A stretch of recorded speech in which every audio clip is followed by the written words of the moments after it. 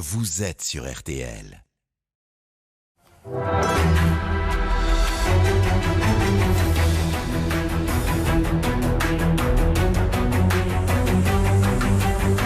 Le grand jury RTL Le Figaro LCI, Olivier Bost. Bonjour à tous, bienvenue dans ce grand jury. Bonjour Sophie Binet. Bonjour. Vous êtes la secrétaire générale de la CGT. La semaine prochaine, vous renouez le dialogue avec le gouvernement. Vous irez à Matignon. Qu'allez-vous demander à Elisabeth Borne? Faites-vous de l'abandon de la retraite à 64 ans un préalable à toute autre discussion? Manifestation, loi d'abrogation, comment la CGT va encore mener votre combat? Jusqu'où ira l'intersyndicale? Ce grand jury est en direct. Vos questions, vos interpellations sur les réseaux sociaux avec le hashtag Le Grand Jury sont scrutées par Marie-Pierre Haddad de la rédaction de RTL qui nous alertera avec ce signal. Et pour vous interroger à mes côtés, Jim Jarassé également du Figaro. Bonjour. Et Damien Fleureau de TF1 LCI qui vous pose la toute première question de ce grand jury. Bonjour Sophie Binet. Vous avez donc répondu favorablement à l'invitation de la Première ministre et vous irez à Matignon ce mercredi. Pour que l'on comprenne bien votre démarche, votre état d'esprit, est-ce que vous mettez l'abandon de la retraite à 64 ans en préalable à toute ouverture de discussion sur d'autres sujets ? Cette question, elle sera sur le dessus de la pile parce que ce que je vais dire à la Première ministre, c'est qu'il n'y aura pas de retour à la normale si cette réforme n'est pas abandonnée. La défiance, elle est extrêmement profonde. Les salariés ne tourneront pas la page, tout simplement parce que cette réforme, elle consiste à nous voler 2 ans de vie et qu'en plus, le gouvernement veut l'appliquer à marche forcée. Mais qu'on comprenne bien, ne pas tourner la page, cela veut dire toutefois ouvrir peut-être d'autres discussions sur d'autres sujets, malgré tout, en parallèle. Ça dépend. Nous allons dire que nous refuserons toute discussion sur des sujets régressifs parce que pour la CGT, la régression sociale ne se négocie pas, elle se combat. Mais par contre, nous allons dire que les exigences, oui, il y en a beaucoup dans le monde du travail. Évidemment, le retrait de cette réforme des retraites, mais aussi l'augmentation des salaires, par exemple. Mais je reviens sur votre première réponse. Vous dites il n'y aura pas de retour à la normale. Qu'est-ce que ça veut dire, pas de retour à la normale ? Pas de retour à la normale, ça veut dire encore une fois que la défiance restera extrêmement profonde et ce à tous les niveaux. Une défiance avec les organisations syndicales et toutes l'ont dit, chacune à leur manière, et une défiance avec les salariés, la population du pays. Et on le voit bien puisque aujourd'hui Emmanuel Macron ne peut pas faire un déplacement sans être accueilli par une manifestation de dénonciation de la réforme des retraites. Et c'est pareil pour tous ses ministres. On ne peut pas gouverner contre son peuple. Donc ça veut dire quoi? Ça veut dire que la stratégie de harcèlement du gouvernement va continuer?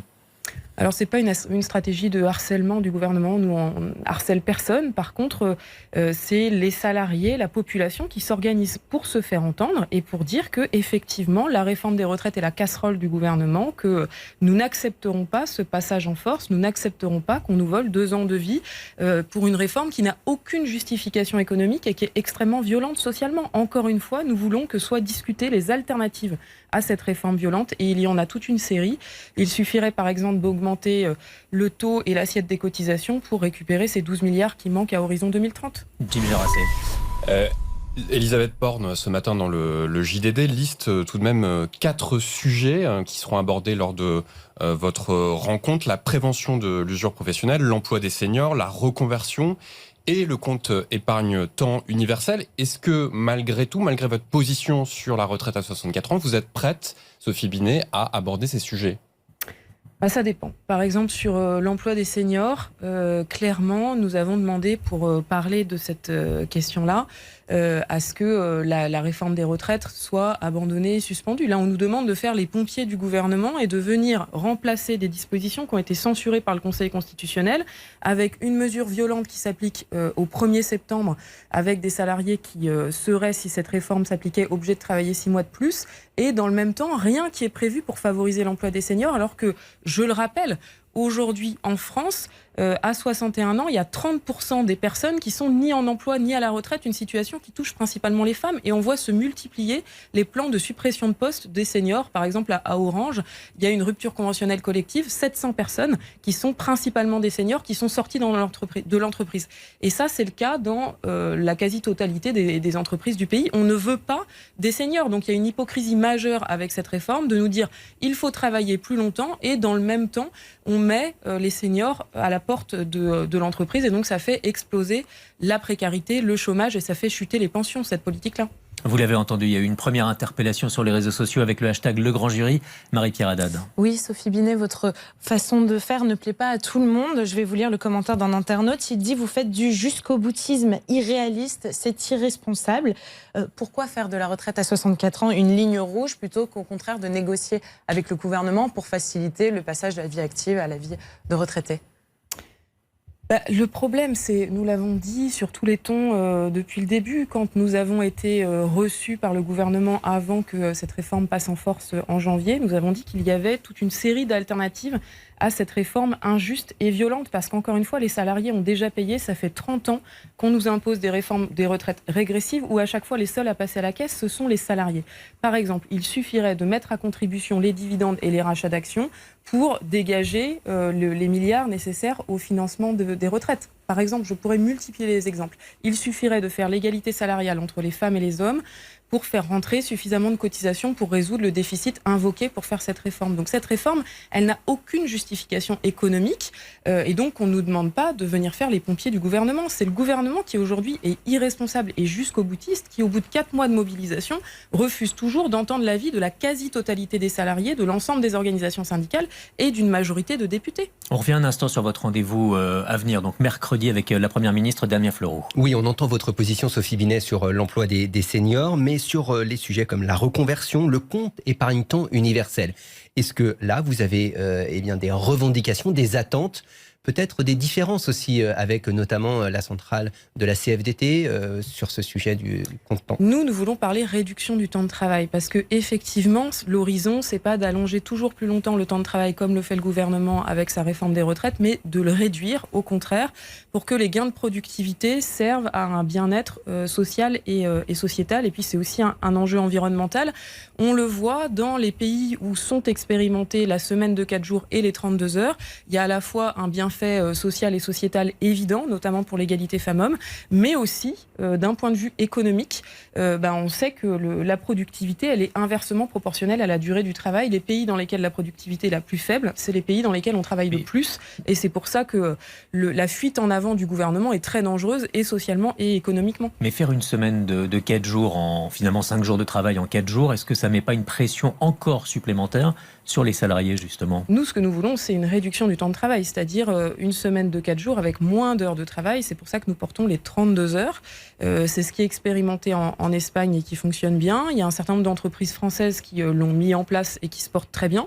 Je pense notamment à LDLC, c'est un fournisseur de matériel informatique. Mais avec des embauches à la clé alors? Oui, pour bien éviter sûr. les baisses de productivité des entreprises. Tout à fait, avec des embauches à la clé qui permettent d'avoir des salariés qui sont plus épanouis dans leur travail. Et économiquement, c'est soutenable par les entreprises? La preuve, LDLC par exemple l'a fait il y a à peu près 5 ans, les 32 heures, elle est très en forme, elle se porte très bien. Les 35 heures, ça n'a pas coulé l'économie française. Au contraire, c'est un des moments où les salariés étaient les plus productifs en France et où on a créé le plus d'emplois. C'est la dernière grande réforme qui a créé des emplois en France, c'est les 35 heures. Jim Jarassé. Sophie Binet, je reviens sur votre futur entretien avec la Première ministre. Vous allez être reçu en bilatéral. Chaque syndicat va être reçu l'un après l'autre par la Première ministre. Est-ce que c'est un avantage ou un inconvénient pour vous? Est-ce que c'est le début de la fin de l'intersyndicale?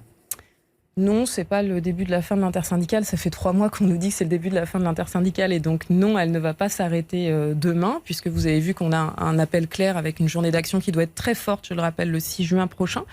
Que les syndicats sont unis, resteront unis. Nous travaillons actuellement sur des propositions communes que nous allons porter ensemble face au gouvernement et face au patronat, qui seront publiées dans les prochaines semaines. Et d'ores et déjà, on échange de façon très régulière. Nous savons que nous allons porter des messages très convergents.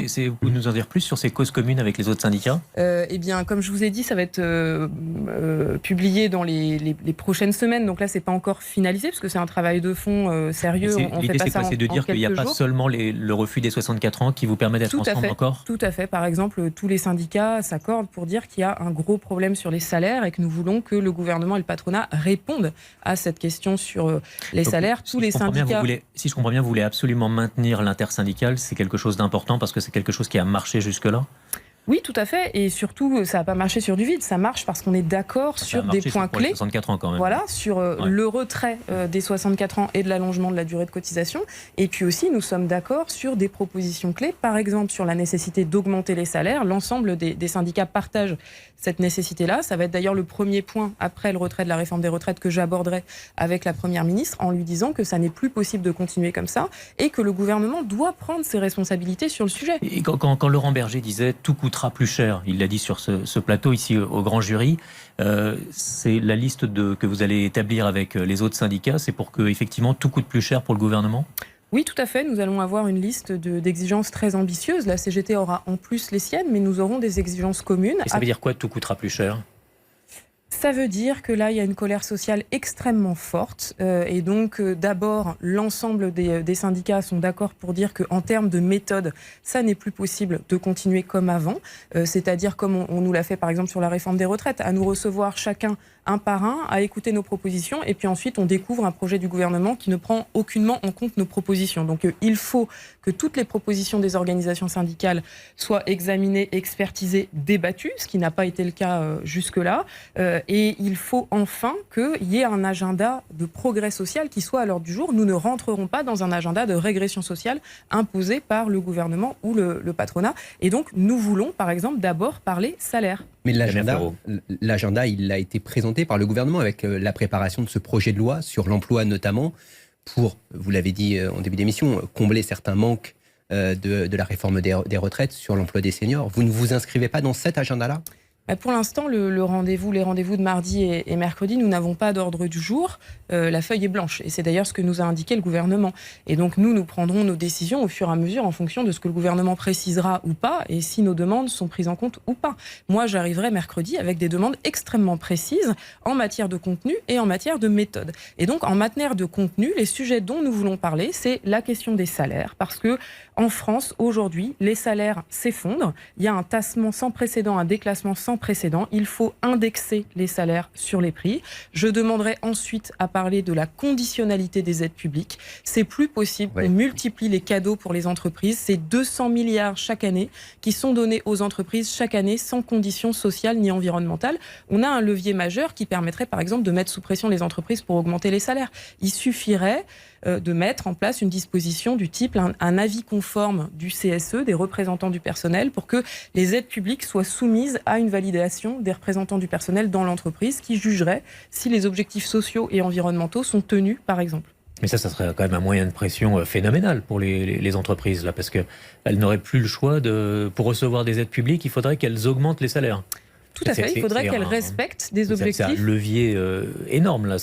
Exactement, c'est pour ça qu'on le demande. C'est tout à fait possible. Enfin, c'est quand même la moindre des choses quand on reçoit des aides publiques, qu'on n'ait pas le droit de licencier, qu'on n'ait pas le droit d'avoir des actions nuisibles à l'environnement. Les aides publiques ne sont pas faites pour augmenter les salaires, elles sont faites pour permettre aux entreprises d'investir et de se développer. Pas forcément, elles sont là pour des objectifs sociaux, économiques, environnementaux. Le problème, c'est que par exemple en matière de crédit impôt recherche, on a des entreprises qui se gavent de crédit impôt recherche. Je peux prendre par exemple l'exemple de Sanofi qui a bénéficié de près d'1 milliard de crédit impôt recherche et qui dans le même temps a divisé par 2 son nombre de chercheurs. Donc on voit que quand même il y a des objectifs, ces objectifs ne sont pas tenus parce qu'il n'y a aucun contrôle. Et ça, c'est pas seulement la CGT qui le dit, c'est tous les rapports parlementaires qui s'amoncellent. Donc il y a besoin d'avoir un contrôle et nous pensons que les mieux placés pour faire ce contrôle, c'est les représentants du personnel qui sont sur le terrain. Et oui, il y a aussi des exigences sociales à avoir sur les aides publiques. C'est pas possible d'avoir des aides publiques quand on licencie, c'est pas possible d'avoir des aides publiques quand on ne respecte pas l'égalité professionnelle, c'est pas possible d'avoir des aides publiques quand on augmente de façon exponentielle les dividendes et le salaire des PDG et que les salaires stagnent. Je peux vous prendre un dernier exemple. Air France.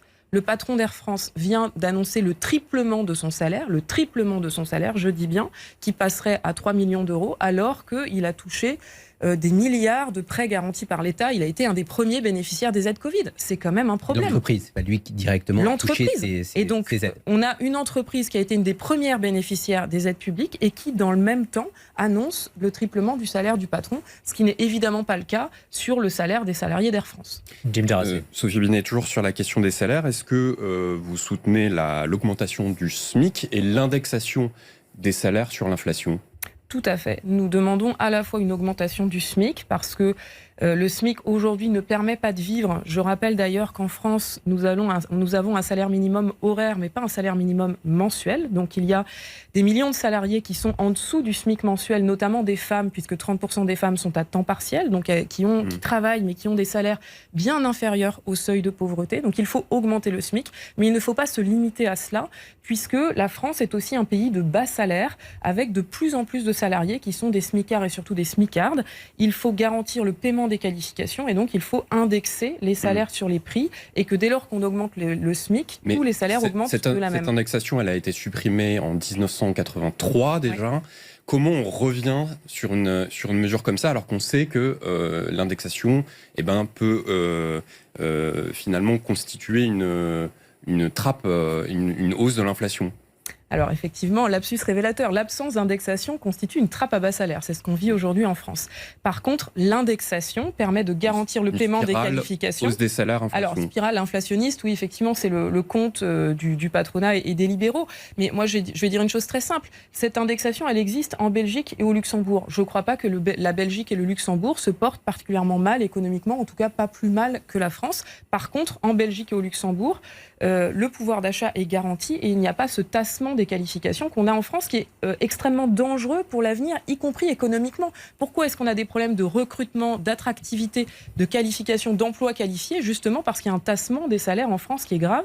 J'ajoute que les milliards d'aides publiques sont concentrés, notamment les exonérations de cotisations sociales, elles sont concentrées sur les bas salaires, elles constituent des trappes à bas salaires et il y a aujourd'hui un intérêt objectif à mal payer les salariés parce que c'est plus attractif du point de vue des exonérations sociales. Il faut arrêter ça.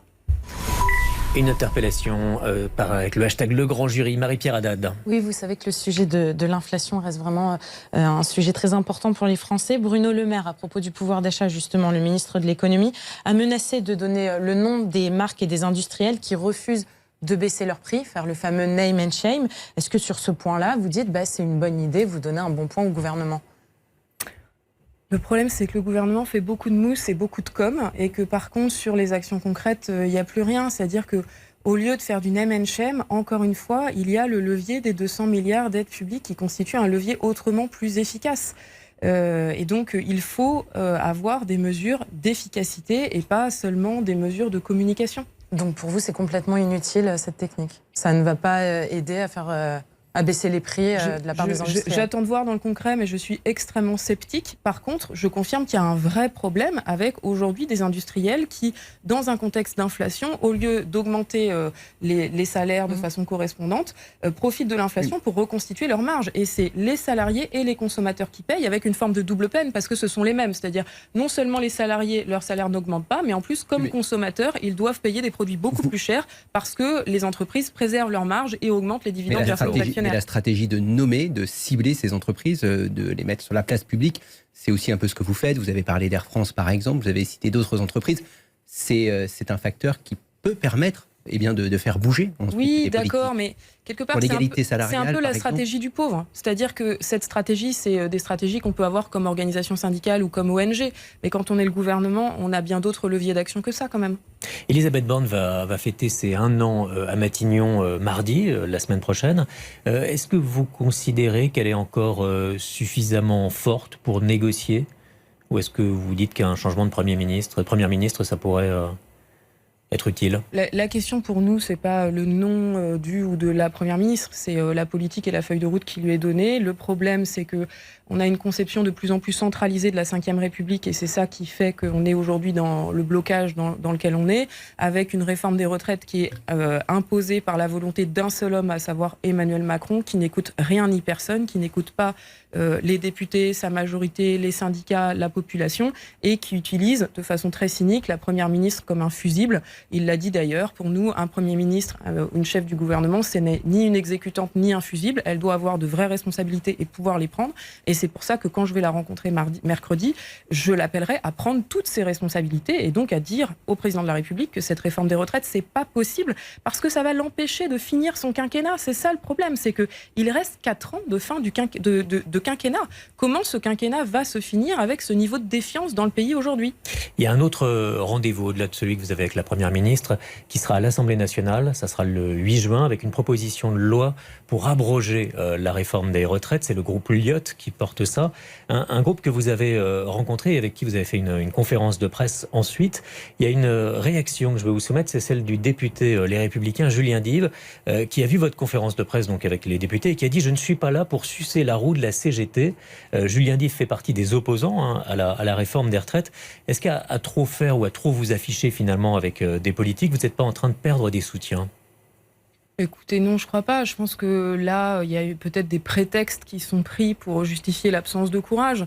Je pense que le 8 juin prochain, l'enjeu, c'est d'avoir une décision pragmatique, de faire preuve d'intelligence, de sens politique, de comprendre que le vote du 8 juin peut permettre une sortie de crise du pays. Et donc, c'est pour ça que ce qui est très important, c'est que cette proposition de loi, elle est transpartisane. Et c'est ce que je trouve intéressant, c'est de dire, quel que soit le bord politique, des élus républicains, je dis bien des élus républicains, donc pas le Rassemblement national. Voilà, c'est ça, doivent voter cette proposition de loi parce que quand on est député, on doit représenter la population de sa circonscription et puis on doit aussi être capable de faire preuve de sagesse et de permettre de sortir par le haut. On voit bien que la réforme des retraites, elle n'a aucune justification économique et par contre, elle bloque le pays parce qu'elle est extrêmement violente pour des millions de jeunes et des millions de salariés. Il faut la retirer et pouvoir repartir d'une feuille blanche, d'abord pour discuter de mesures de financement pour nos retraites. Et donc nous voulons en parler, nous avons des propositions.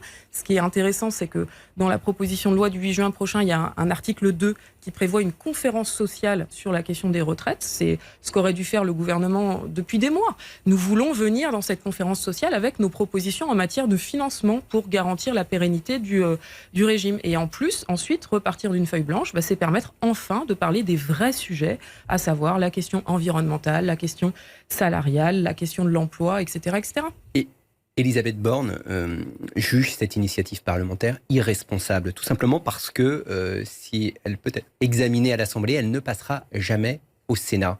Est-ce que, Sophie Binet, vous montez aux Français en disant qu'avec le vote de cette proposition de loi, c'en est fini de la réforme des retraites ?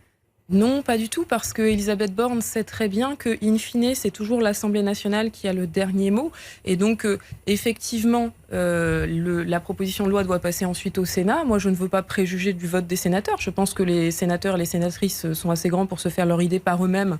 Et donc, on verra, quand la proposition de loi arrivera au Sénat, quelle sera leur position. Nous irons échanger avec eux pour leur dire pourquoi est-ce que c'est très important de voter cette proposition de loi. Mais, in fine, c'est l'Assemblée nationale qui aura le dernier mot et donc qui pourra abroger la réforme. Et ensuite, au lieu de balayer cette proposition de loi d'un revers de main, Elisabeth Borne ferait bien d'entendre. Ça veut dire le fait qu'il y ait une initiative parlementaire de la sorte, et je salue encore une fois l'esprit de responsabilité des parlementaires qui ont déposé cette proposition de loi, ça veut dire justement que sa réforme ne passe pas, que l'Assemblée nationale et les parlementaires ne l'ont pas votée, et qu'enfin, pour la première fois le 8 juin prochain, les parlementaires vont pouvoir voter. C'est quand même très important de dire qu'une réforme sociale de cette ampleur ne doit pas s'appliquer sans vote des parlementaires et des députés. Une question des réseaux sociaux en direct, Marie-Pierre Haddad. Oui, votre rapprochement avec les députés du groupe Lyot fait un peu grincer les dents de certains internautes. Idéologiquement, ils trouvent que vous êtes très éloigné, par exemple, d'un député comme Charles de Courson. Est-ce que c'est pas juste une alliance de circonstances, voire même un peu une alliance contre nature ? Mais la CGT ne fait aucune alliance avec aucun député. La CGT, elle joue son rôle de syndicat. Mais vous vous affichez quand même à côté d'eux. Et vous les soutenez dans leur démarche. Alors, on est allé les rencontrer pour échanger sur cette loi. On soutient cette proposition de loi et on appelle à voter pour, puisque on partage l'objectif de cette proposition de loi d'abroger la réforme des retraites. Et encore une fois, on fait ça pour l'ensemble des textes. Nous rencontrons très régulièrement l'ensemble des députés à l'exclusion du Rassemblement national pour échanger sur les différentes propositions de loi, nos propositions syndicales, et faire en sorte qu'on ait un maximum de propositions syndicales qui soient reprises par la représentation nationale. C'est leur rôle et c'est le nôtre aussi. C'est le rôle d'un syndicat de discuter avec l'ensemble des organisations politiques républicaines. C'est ce que nous faisons depuis que la CGT existe. Sophie Binet, si cette proposition de loi ne passe pas, est-ce que finalement vous ne rendez pas un énorme service à Emmanuel Macron en signant la fin de tous les recours et du mouvement contre cette réforme des retraites ? D'abord, quoi qu'il se passe le 8 juin au soir, ça ne sera pas la fin de la mobilisation contre la réforme des retraites. Mais il restera quoi d'autre que les casseroles ? Eh bien, écoutez, je ne vais pas vous dévoiler la palette de possibilités qui est à notre disposition, puisque nous décidons par étapes et on ne va pas dévoiler les choses par avance. Il y a les manifestations, il y a les casseroles, mais qu'est-ce qu'il peut y avoir de plus ? Non, mais il y a une série d'actions et de travail possibles, puisque quand on est syndicaliste et qu'on ne gagne pas... Les coupures d'électricité, par exemple ? Oui, enfin bon, ça on le fait déjà aujourd'hui, mais ce que je veux dire, c'est que quand on est syndicaliste, quand on perd par la porte, on se bat pour gagner par la fenêtre et on n'arrête jamais la mobilisation. C'est pas parce que en première instance on ne gagne pas sur une mobilisation, c'est pas la première fois, ça serait pas la première fois malheureusement que la lutte s'arrête. Mais cette réforme, elle est inacceptable. On continuera à la combattre avec tous les moyens qui sont à notre disposition. Mais la mobilisation s'affaiblit, manifestation après manifestation, on le voit dans les chiffres. Est-ce que par exemple sur la mobilisation du 6 juin qui aura lieu justement avant le vote de cette proposition de loi, vous pensez être en mesure de rassembler les Français? Oui, c'est totalement faux de dire que la mobilisation s'affaiblit d'abord. C'est ce que disent les chiffres à la fois de votre syndicat et du ministère de l'Intérieur. Le 1er mai était un 1er mai historique. On n'avait jamais eu de 1er mai aussi élevé d'un point de vue social depuis l'après-guerre. Il était extrêmement fort, plus fort même, je vais vous dire un scoop, que ce que nous, on attendait. Et donc oui, le 6 juin prochain, nous appelons l'ensemble des jeunes et des salariés à faire grève, à manifester. Il faut que cette mobilisation soit extrêmement forte parce que oui, le 8 juin, la proposition de loi peut être votée. C'est bien la raison pour laquelle... Extrêmement forte, c'est assez vague finalement comme jauge. Extrêmement forte, c'est le plus fort possible. Il faut qu'il y ait des millions de personnes dans les rues, comme on l'a déjà fait. Après, on ne se donne jamais un objectif chiffré avant une journée, parce qu'on sait que la journée, elle est faite par en bas. C'est pas moi qui vais dire il faut qu'on soit 2 millions et après on sera 2 millions. On va le décider ensemble et c'est la mobilisation des salariés qui le fera. Mais ce que je veux dire, c'est que on le voit à travers la fébrilité du gouvernement, les déclarations d'Elisabeth Borne sur la soi-disant irresponsabilité de cette proposition de loi. Elle dit ça parce qu'elle sait que cette proposition de loi peut être votée le 8 juin prochain. Et cela, ça dépend de la mobilisation du 6. Donc encore une fois, j'appelle les salariés. Le 6 juin, c'est le jour l'anniversaire du débarquement. On les appelle à se mobiliser par la grève, par les manifestations pour débarquer la réforme des retraites et pour mettre sous pression le débat parlementaire. Le 6 juin. Juste une question, parce qu'on l'a évoqué d'un seul mot, mais sur les coupures d'électricité, est-ce que ce sont des actes illégaux? Est-ce que vous les soutenez? Ces coupures d'électricité, c'est des actions qui sont décidées par les salariés concernés. C'est pas des actions de l'extérieur, et donc c'est des actions des électriciens qui agissent sur leur outil de travail en protestant contre cette réforme des retraites qui les impacte directement. Donc c'est pour ça que ça fait partie du panel des actions syndicales. Oui, je les soutiens. Et après, c'est eux et elles qui prennent les décisions au quotidien de la façon dont ils l'organisent, de façon sérieuse, parce que ce sont des professionnels, pour se faire entendre. Et encore une fois, le problème, c'est pas les coupures d'électricité. C'est pourquoi on ne nous entend pas, alors que depuis 4 mois, nous avons une mobilisation historique et exceptionnelle, et que cette situation n'aurait pu exister dans aucun autre pays d'Europe quasiment. En Allemagne, en Espagne, en Belgique, etc., tous nos homologues nous disent mais on ne comprend pas ce qui se passe en pour France. Beaucoup sont passés à 65 ou 67 ans. Non mais surtout ils nous disent si on avait dans nos pays, ne serait-ce que pendant 2 semaines, le niveau de mobilisation que vous avez depuis 4 mois, cette réforme aurait déjà été retirée depuis longtemps. Pourquoi ? Parce que dans leur pays, il y a une démocratie sociale que nous n'avons pas en France et une démocratie politique que nous avons de moins en moins en France. Ils ne comprennent pas pourquoi le président de la République peut tout seul imposer une réforme contre l'avis des parlementaires, contre l'avis des syndicats, contre l'avis de la population. Et ça, c'est grave. On va parler du président de la République, faire revenir des usines dans notre pays, attirer les investisseurs étrangers. C'est la stratégie d'Emmanuel Macron pour créer des emplois. Êtes-vous tout à fait d'accord avec ça? C'est ce que nous verrons juste après la pause. À tout de suite.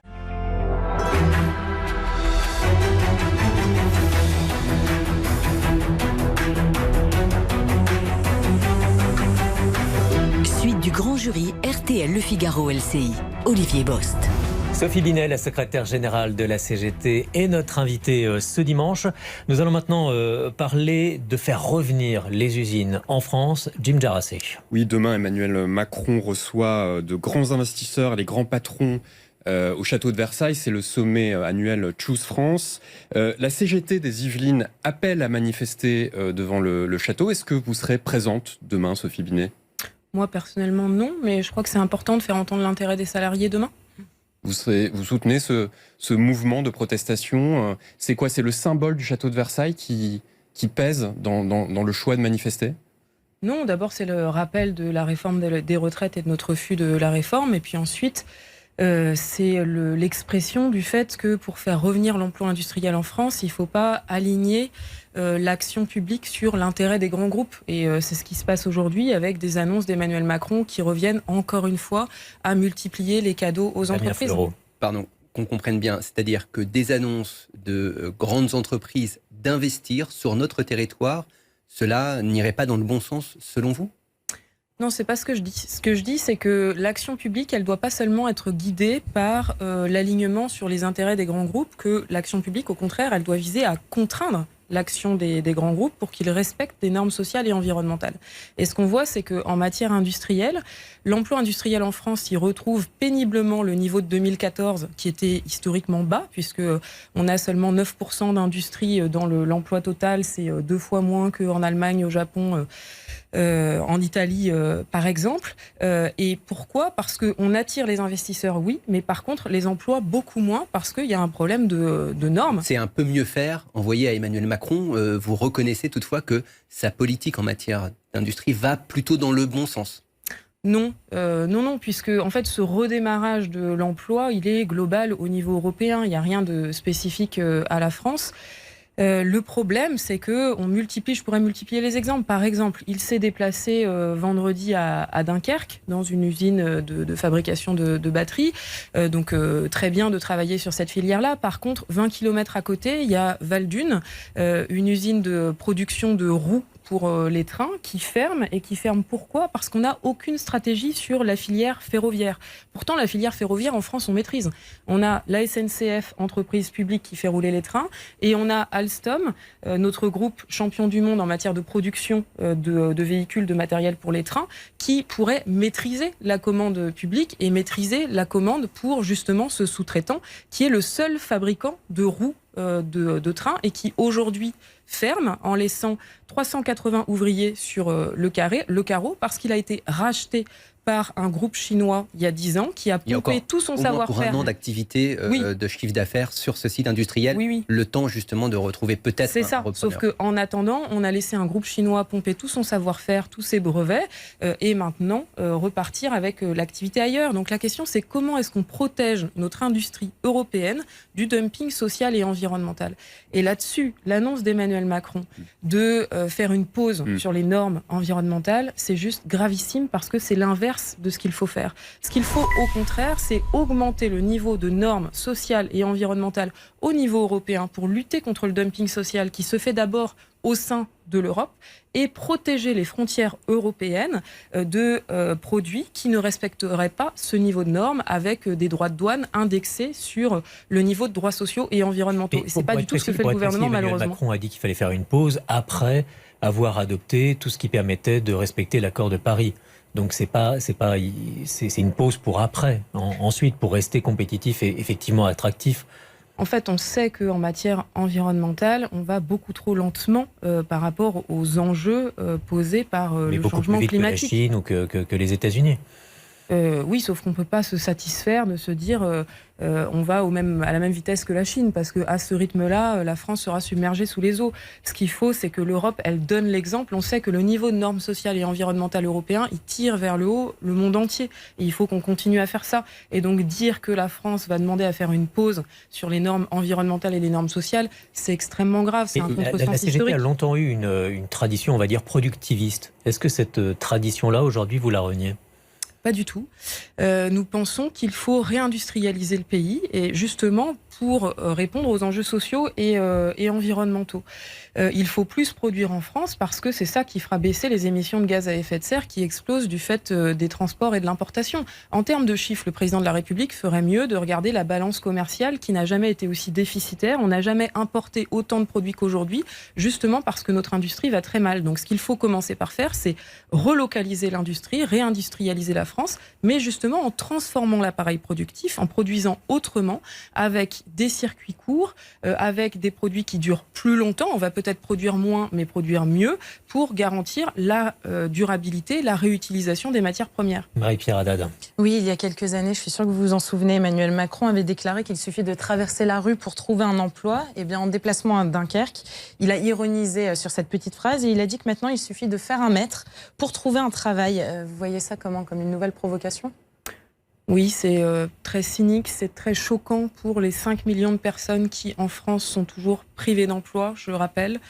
C'est quand même la première violence dans notre pays d'être privé d'emploi, parce qu'un emploi, c'est non seulement la capacité d'avoir son indépendance économique, mais c'est aussi la dignité sociale qui est en jeu. Et donc faire croire que ces personnes ne travaillent pas parce qu'elles l'auraient choisi, c'est scandaleux de la part de notre premier dirigeant politique. Emmanuel Macron fait du retour de l'industrie aussi un moyen de lutter contre le Rassemblement national. Son raisonnement, c'est de dire, là où une usine disparaît, le parti de Marine Le Pen monte. Est-ce que vous êtes d'accord avec cette analyse? Est-ce que vous partagez ou pas ce combat? C'est vrai que le Rassemblement national prospère sur la désespérance sociale. C'est d'ailleurs la raison pour laquelle nous sommes extrêmement en colère face au passage en force d'Emmanuel Macron sur la réforme des retraites, parce qu'en faisant de la sorte et en méprisant les syndicats comme il le fait, il ouvre un boulevard au Rassemblement national. C'est la raison pour laquelle il faut avoir une vraie politique sociale résolue. Et donc, en matière industrielle, ce qu'il faut faire, c'est avoir une planification stratégique avec des vraies filières industrielles et une planification de moyen long terme. Il faut conditionner les 200 milliards annuels d'aide publique aux entreprises pour en faire un levier de réindustrialisation du pays, par exemple, et c'est pas du tout ce qu'il fait. Pourquoi est-ce que, Sophie Binet, vous dites qu'Emmanuel Macron et sa politique font un boulevard au Rassemblement national et pas au parti de la gauche, au parti communiste dont vous êtes proche? Pourquoi est-ce que ce climat social, cette période politique ne profiterait pas aux organisations partisanes de gauche? Je crois qu'Emmanuel Macron ferait bien de s'interroger sur la situation actuelle. C'est-à-dire que le Rassemblement national n'a jamais été aussi proche du pouvoir qu'aujourd'hui. Ça, c'est extrêmement grave, c'est très inquiétant. On a une extrême droite décomplexée dans le pays. Une victoire du Rassemblement national en 2027 ? Malheureusement, aujourd'hui, elle devient possible et je pense que c'est très grave. Ce qu'on voit dans le pays avec des manifestations d'extrême droite décomplexées, des menaces sur des élus, des menaces sur des associations et des violences physiques avec notamment l'élu de Saint-Brévin-les-Pins qui a failli être assassiné dans un incendie criminel organisé par des personnes qui dénonçaient sa politique d'accueil des étrangers. Ça, c'est très grave. Et oui, Emmanuel Macron a une responsabilité directe en la matière parce qu'il a été élu justement pour faire barrage au Rassemblement national. Et ce qu'on observe, c'est que jamais le Rassemblement national n'a été aussi haut. Aussi haut, pourquoi? Sophie Binet, oui. en 2022, Philippe Martinez, votre prédécesseur, avait appelé au barrage contre Marine Le Pen et donc de facto au vote pour Emmanuel Macron. Est-ce que vous referez ce geste en 2027 si jamais Marine Le Pen est au second tour? La CGT, elle a toujours été très claire sur le fait qu'on ne renvoie jamais dos à dos le Rassemblement national avec aucun autre parti républicain. Et moi, je serai toujours très claire sur ce point dans les pas de mon prédécesseur. Mais ce qui est très grave, c'est qu'Emmanuel Macron fait tout l'inverse, puisque depuis qu'il est arrivé, il renvoie dos à dos l'extrême droite, avec d'ailleurs une prétendue extrême gauche. C'est ce qu'il a fait à l'Assemblée nationale avec sa majorité qui a laissé le Rassemblement national occuper des postes de responsabilité importantes, ce qui contribue à sa banalisation. Ça, c'est grave. Et puis ensuite, dans la banalisation, bon, quand même, moi, je suis assez choquée sur le 2 poids 2 mesures. Comment Zemmour se fait agresser, il a un appel immédiat du chef de l'État. Le maire de Saint-Brévin envoie des appels au secours pendant des mois et des mois. Il n'a aucun soutien des pouvoirs publics et de l'État. C'est très grave. Il sera reçu mercredi par Elisabeth Borne. C'est trop tard selon vous ? Oui, il a démissionné. Donc, il a démissionné, sa maison a été incendiée. Il n'a absolument pas été soutenu par le député de la circonscription, qui était un député de la minorité présidentielle. Donc, c'est bien de se réveiller maintenant, mais c'est trop tard. Et c'est très grave. Et puis, le dernier point qui est grave dans la politique d'Emmanuel Macron, c'est qu'il banalise les thèses de l'extrême droite en les reprenant, par exemple en matière d'immigration ou de sécurité. On l'a toujours dit. Malheureusement, on préfère toujours l'original à la copie. Et quand on fait tomber les digues en reprenant un certain nombre de thèses, comme par exemple la stigmatisation des privés d'emploi ou la stigmatisation des personnes d'origine étrangère, on contribue à la banalisation de l'extrême droite. C'est ce qui se passe aujourd'hui dans le pays et c'est grave. Mais qu'est-ce qu'il y a dans la politique d'Emmanuel Macron qui stigmatise les étrangers ?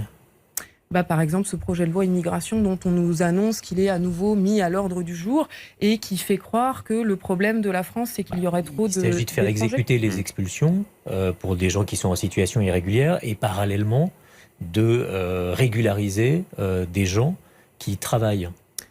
Il s'agit aussi de limiter les mesures de regroupement familial, de faciliter les poursuites contre les étrangers, etc.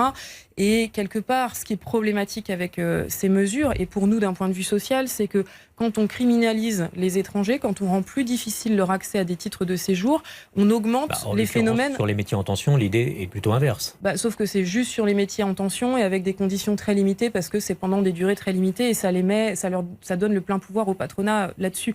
Et donc le problème, c'est que... Ça enlève un pouvoir au patronat, puisqu'à partir du moment où vous régularisez, ou en tout cas vous donnez des titres de séjour à des gens qui travaillent, ça leur permet d'avoir des droits qu'ils n'ont pas aujourd'hui. Oui, c'est ce que nous souhaitons, justement. Mais le problème, c'est les modalités qui étaient prévues dans le précédent projet de loi. On va voir s'il a changé ou pas.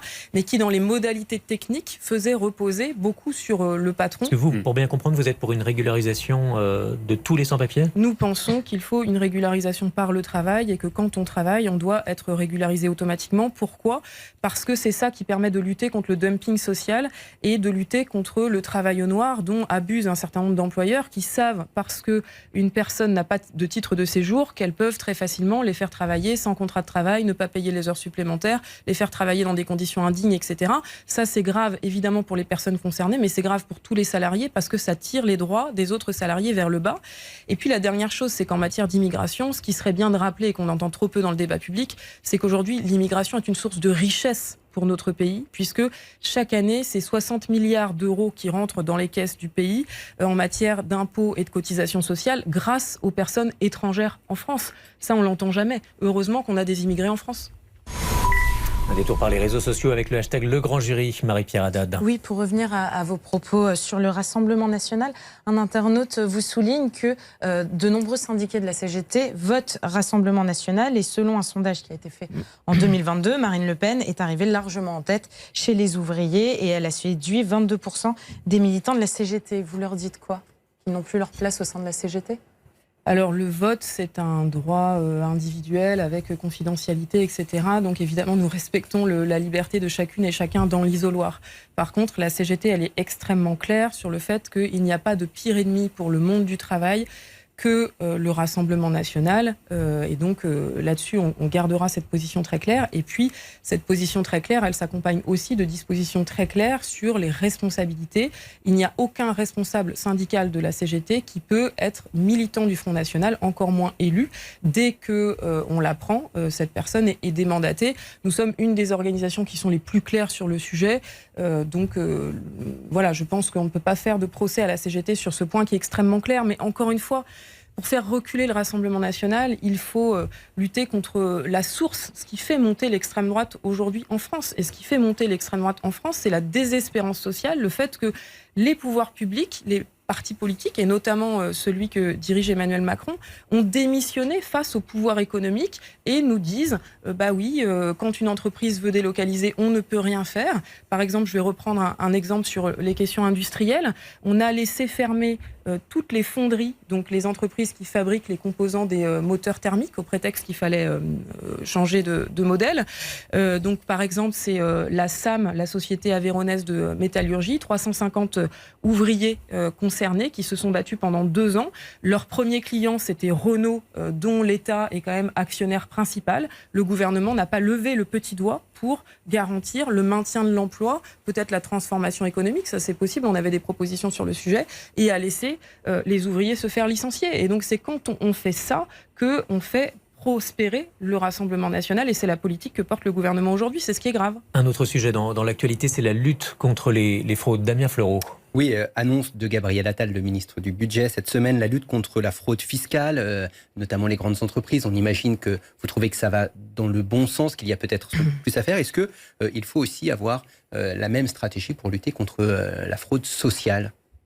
Alors d'abord, la fraude fiscale, il était temps d'en parler parce que chaque année, c'est 80 à 100 milliards qui manquent dans les caisses de l'État du fait de la fraude fiscale. Bon, on mesure, c'est à peu près 10 fois le montant du déficit invoqué pour justifier la réforme des retraites. Donc si on luttait sérieusement contre la fraude fiscale, on pourrait financer nos services publics, la réindustrialisation du pays, la transformation environnementale. Mais en tous les cas, c'est plutôt un bon point que vous donnez à l'exécutif dans cet objectif. C'est un bon point d'en parler. Le problème, c'est qu'il ne faut pas se limiter à faire de la com, parce que sinon, encore une fois, on fait monter le Rassemblement national. Et là, en l'occurrence, depuis 20 ans, on a supprimé 50 000 emplois au ministère des Finances. On a divisé par 2 les effectifs des inspecteurs des impôts qui sont justement chargés de cette lutte contre la fraude fiscale. Et le gouvernement nous annonce quoi ? Il nous annonce 1500 redéploiement de postes. Donc c'est pas du tout à la hauteur de ce qu'il faudrait. En matière de lutte contre la fraude sociale, des abus, de toucher par exemple certaines allocations, certaines prestations, alors qu'on ne vit pas en France totalement, est-ce que vous trouvez qu'il y a aussi là une matière à équité dans les combats ? Ce qui serait bien, c'est qu'il y ait matière à équité, effectivement, parce qu'on nous parle souvent de la fraude sociale. On parle beaucoup moins du non-recours au droit. Et aujourd'hui, le problème, c'est pas tant la fraude sociale qui est marginale, c'est le fait qu'il y a de plus en plus de personnes, 30 à 50% en fonction des prestations, qui n'ont pas recours à leurs droits. Par exemple, qui ne touchent pas le RSA alors qu'elles devraient rentrer dans les clous, qui ne touchent pas le chômage alors qu'elles rentreraient dans les clous.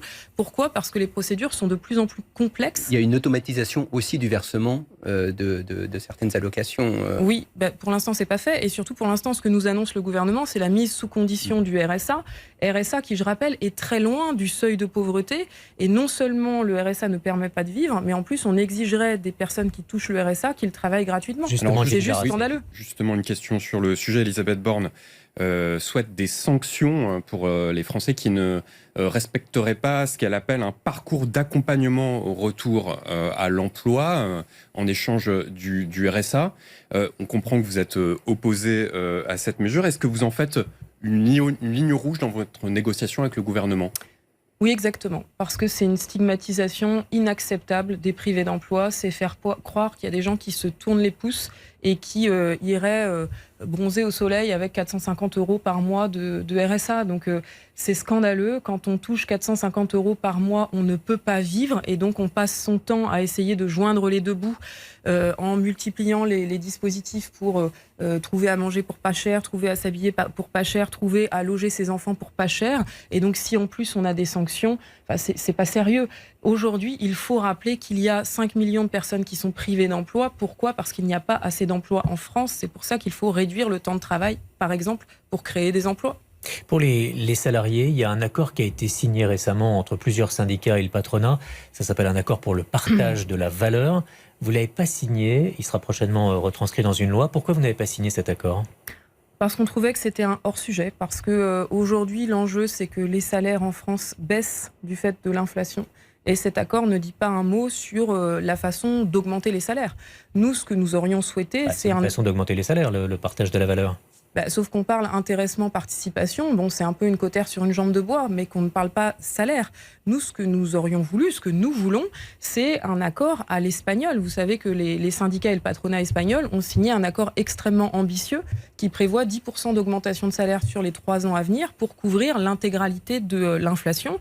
J'appelle d'ailleurs très solennellement le patron des patrons à ouvrir des négociations dans toutes les entreprises, dans toutes les branches, pour enfin augmenter les salaires et garantir à minima le pouvoir d'achat, ce qui n'est pas du tout le cas aujourd'hui.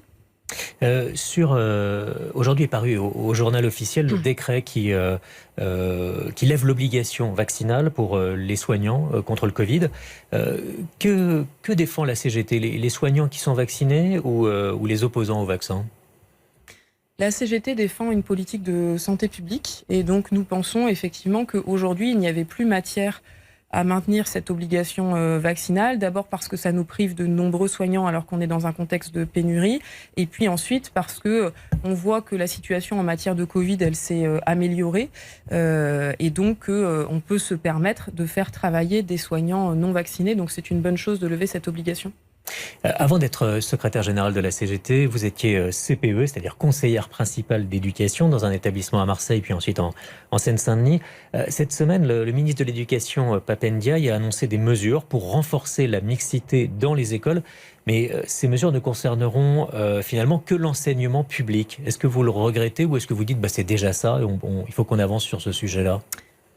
Bien, ce qui est important, c'est de parler de mixité sociale, parce qu'effectivement, il y a un grave recul de la mixité sociale dans l'enseignement, on est dans des établissements qui sont de plus en plus ségrégés. Par contre, encore une fois, c'est comme en matière de fraude fiscale ou en matière d'industrie, on ne peut pas se limiter à de la com. Et là, encore une fois, on a des annonces de communication, mais il n'y a aucun contenu concret. D'abord parce qu'effectivement, ça ne porte que sur les établissements publics. Or, on sait que les effectifs dans le privé explosent pour contourner la carte scolaire. Donc, il faut que la carte scolaire s'impose et pour le public et pour le privé. Et puis, la deuxième chose, c'est que la mixité sociale, pour fonctionner, elle doit s'accompagner de création de moyens. Il faut qu'il y ait davantage d'enseignants, des conditions d'enseignement qui soient améliorées pour qu'il soit intéressant de venir étudier dans des établissements en difficulté. Et donc, dans le même temps, on a un gouvernement qui nous parle de mixité sociale, mais qui supprime pour la rentrée prochaine 1500 postes dans l'enseignement. C'est un grave recul, notamment dans les zones d'éducation prioritaire où les élèves auront encore moins d'enseignants, encore moins de moyens. Et donc, les établissements seront plus en difficulté, ce qui va faire fuir les élèves issus de la classe moyenne qui y étaient. Donc, c'est pas comme ça qu'on va faire la mixité sociale. Un dernier sujet pour le grand jury, Jim Jarassé. Oui, Laurent Berger, dans un livre à paraître la semaine prochaine, épingle la vision misérabiliste de la gauche, je cite, vis-à-vis des travailleurs. La gauche voit le travail, selon lui, comme un élément d'exploitation. Est-ce que c'est aussi ce que vous pensez ? Nous pensons que le travail, c'est un point central pour la dignité des travailleuses et des travailleurs. C'est pour ça que je disais tout à l'heure que la première violence, c'est d'être privé de travail. Pourquoi ? Parce que le travail, c'est son utilité sociale, c'est le lien social. Pardonnez-moi, mais la gauche qui défend le droit à la paresse, par exemple, c'est pas votre gauche. Non, la CGT, Confédération Générale du Travail, pour nous, le travail est au centre.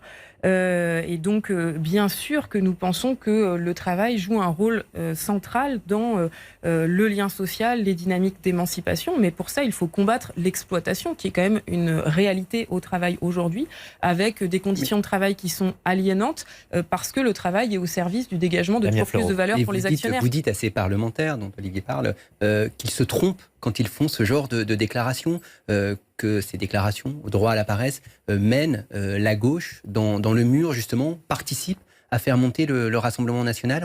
On comprenne bien votre position. Je pense surtout qu'il ne faut pas organiser les débats de façon caricaturale. C'est-à-dire que pour nous... Ça, c'est pour Sandrine Rousseau, par exemple, députée Europe Écologie Les Verts. Ou pour les médias qui font des buzz sur des petites phrases. Évidemment on ne tient pas ses propos, on relaie. Voilà, des petites phrases. Le progrès social et environnemental est lié à la réduction du temps de travail. Nous nous battons pour la réduction du temps de travail qui, malheureusement, a été interrompue ces 10 dernières années, alors que depuis 150 ans, il y a un mouvement historique de réduction du temps de travail. Pour autant, nous pensons que le travail est central dans la société, qu'il y aura toujours besoin de travail. C'est pour ça que la CGT était opposée aux revenus de base, par exemple, parce que le travail, c'est ce qui doit permettre à notre société d'aller mieux, d'avoir plus de liens sociaux, de relationnels, par exemple. Dernière question, Sophie Binet, pour ce grand jury. On l'a posé cette question régulièrement à Laurent Berger. Est-ce que la politique vous tenterait ? Non, moi je suis secrétaire générale de la CGT depuis 1 mois, donc je suis à ma tâche qui est très importante. Et puis j'ai toujours choisi, privilégié l'engagement syndical parce que donc c'est l'engagement qui... Comment ? La politique jamais ? Alors certainement pas aujourd'hui. Après, je pense que c'est important que je vais pas... Vous avez milité au Parti Socialiste ? Oui, mais ça n'a jamais été mon engagement principal. Je pense que c'est important qu'il y ait des personnes qui militent politiquement parce qu'on a besoin, il faut faire très attention aux discours populistes sur les responsables politiques. C'est important d'avoir des dirigeants politiques aussi qui viennent du terrain. Mais pour ce qui me concerne, c'est vraiment pas l'engagement qui m'intéresse parce que l'engagement syndical est beaucoup plus concret, quotidien, collectif. Et c'est ça qui me plaît et c'est pour ça que j'appelle tous les salariés à se syndiquer sur cgt.fr. Merci Sophie Binet pour ce grand jury. Bon dimanche à tous, à la semaine prochaine.